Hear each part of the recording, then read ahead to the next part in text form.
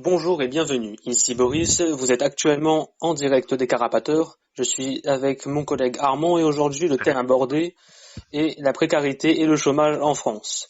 Je laisse la parole à Armand, on commence avec la précarité. Bonjour à tous. Merci Boris pour cette présentation. Oui, la pauvreté concerne plus de 14% de la population française et touche toutes les générations, des femmes, des enfants, des jeunes étudiants, mais aussi des personnes âgées ou encore des actifs indépendants, des artisans, des agriculteurs, commerçants ou chefs d'entreprise. La pauvreté n'a pas un, mais de multiples visages. En France, ils sont 8,9 millions selon l'INSEE qui retient le seuil de 60% du revenu médian. Un peu plus de la moitié d'entre eux ont moins de 30 ans. 1 sur 10 a plus de 60 ans. La pauvreté a progressé en France ces 10 dernières années avec 1 million de personnes supplémentaires au-dessous du seuil. L'extrême précarité a même bondi de 69% entre 2002 et 2012, ce qui est énorme. Aujourd'hui, 2,3 millions de Français vivent avec moins de 660 euros par mois, ce qui est là très peu. Depuis 2 ans, entre décembre 2015 et mars 2017, le nombre d'allocataires du RSA, qui est revenu de solidarité active, a pour la première fois diminué de 5%, soit 95 000 personnes de moins.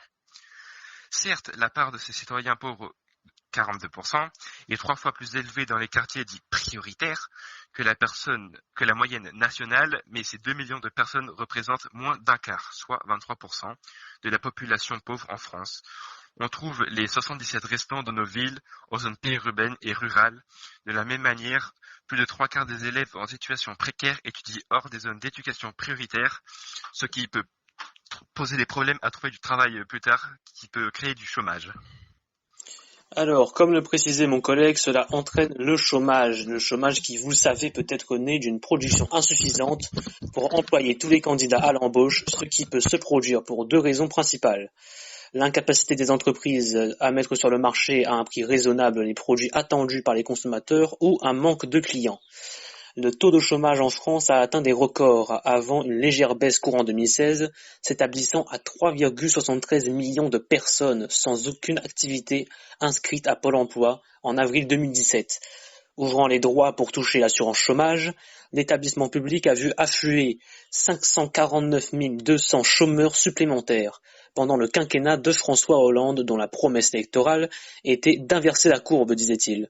Son successeur Emmanuel Macron table d'ici 2022 sur une réduction à 7%, tout en confiant à la ministre du Travail Muriel Pénicaud son projet de réforme de code du travail. D'après les statisticiens de l'INSEE, la baisse devrait se poursuivre à court terme. Le chômage baisse lentement, mais sûrement au fil des années, ce qui est assez rassurant. Entre mai 2008 et décembre 2012, le nombre de demandeurs d'emploi est passé de 3 à 4,6 millions, soit 50%. La hausse a été particulièrement vive entre mi-2008 et mi-2009. En une seule année, on a compté 700 000 chômeurs de plus. L'évolution est similaire à ce que la France avait enregistré, au début des années 1990. La baisse de l'activité touche davantage les hommes, dont le nombre comme le taux équivaut désormais à celui des femmes.